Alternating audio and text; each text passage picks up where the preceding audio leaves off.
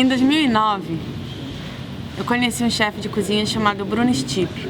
E aí ele disse que estava vindo para minha terra fazer uma expedição gastronômica. Eu disse, tá indo ao Pará? Ele disse, não, eu estou indo para Manaus, na Amazônia. E aquilo me deu um estalo assim, pois por que todo mundo quando fala da Amazônia, só fala no estado do Amazonas, e quando a gente fala da cozinha paraense, da cozinha amazônica, as pessoas têm pouca referência sobre o que é o Pará. E aí eu passei a me dedicar a esse tipo de estudo, né, a buscar essas curiosidades. Então, depois de um tempo, eu percebi que não era só a questão do deslocamento geográfico sobre o que era a Amazônia, mas um próprio entendimento tanto do poder público quanto do que estava sendo voltado para a divulgação e promoção da cozinha paraense. A cozinha paraense como um produto turístico, como uma vitrine de divulgação do estado do Pará, mas sem um valor que seria o seu valor da ancestralidade, a sua dimensão identitária, o seu valor simbólico. O que determinado alimento representa dentro de uma comunidade? Qual o significado de uma cosmologia de um alimento? O que significa o açaí para o povo da Amazônia? O que significa o tucumã para o povo marajoara? Então isso foi despertando muitos questionamentos. Desde pequena eu sempre me questionei por que eu ia para a escola e eu aprendia várias coisas sobre deuses egípcios, sobre deuses gregos e outros tipos de mitologia, e nunca aprendi nada sobre a mitologia ou sobre a cosmogonia ou sobre o simbolismo marajoara. Por que isso não acontecia nas escolas? E quando eu fui me dedicar ao alimento, eu percebi que era a mesma forma. Então a gente reuniu um grupo, uma equipe, com várias pessoas, com fotógrafo, com cozinheiro, com jornalista, com pesquisador, com oceanógrafo, historiador. Nós temos hoje um grupo com vários colaboradores, que são colaboradores da IS Tatá, Amazônia Viva, que é o nosso instituto, e que hoje a gente se dedica à compreensão do alimento como uma ferramenta de fortalecimento cultural e identitário local.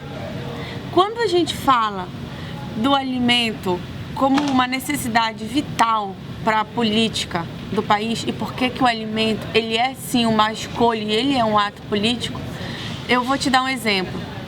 Se eu botar hoje na minha frente aqui um prato de arroz, a primeira coisa que eu vou querer saber é de onde veio esse arroz.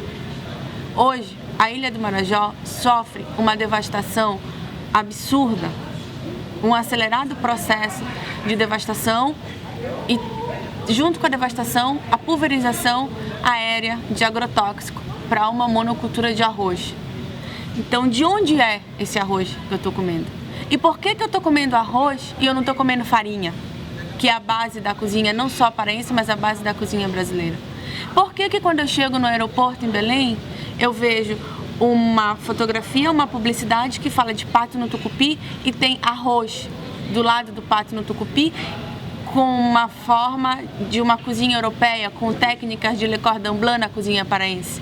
Aonde está o conhecimento milenar dos povos amazônicos que desenvolveram tecnologias como o tucupi? Qual o tamanho do conhecimento, a complexidade desse conhecimento desses povos para você conseguir elaborar um tucupi?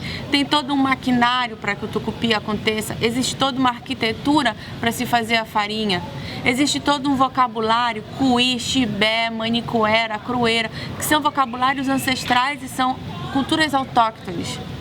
Por que isso hoje não faz parte de quando eu vou colocar essa cozinha como um produto? É esse o questionamento. Então quer dizer que quando a nossa cozinha ela se torna vitrine e divulgação, ela deixa de ser amazônica, eu deixo de comer mapará, popoca, para comer um corte brunoise, para comer uma comida confitada. E a nossa língua, ela foi para onde?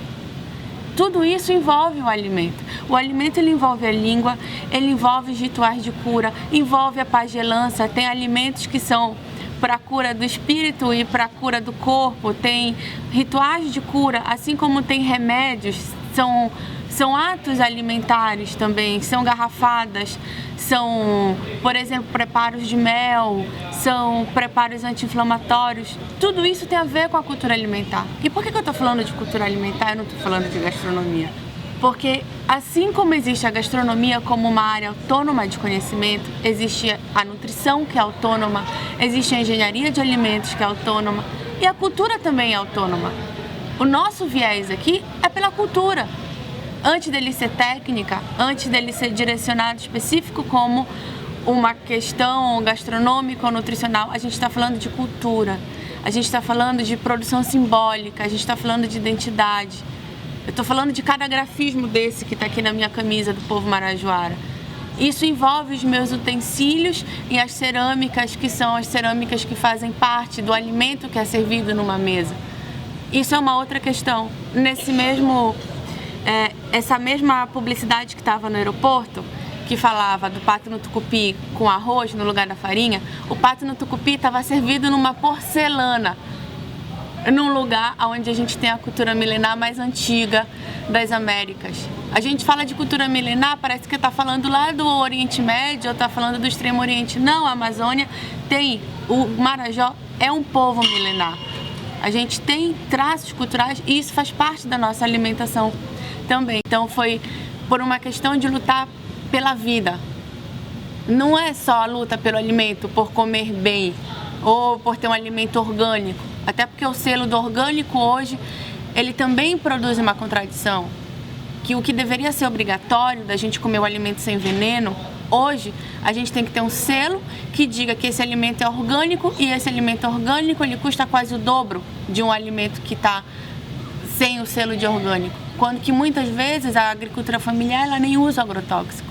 Então precisam ser repensadas a questão da segurança alimentar, a nossa soberania alimentar, a nossa língua, a nossa identidade. E o que estão fazendo com a nossa vida, com o nosso patrimônio genético, o que está fazendo com a nossa floresta, com os nossos rios, gente.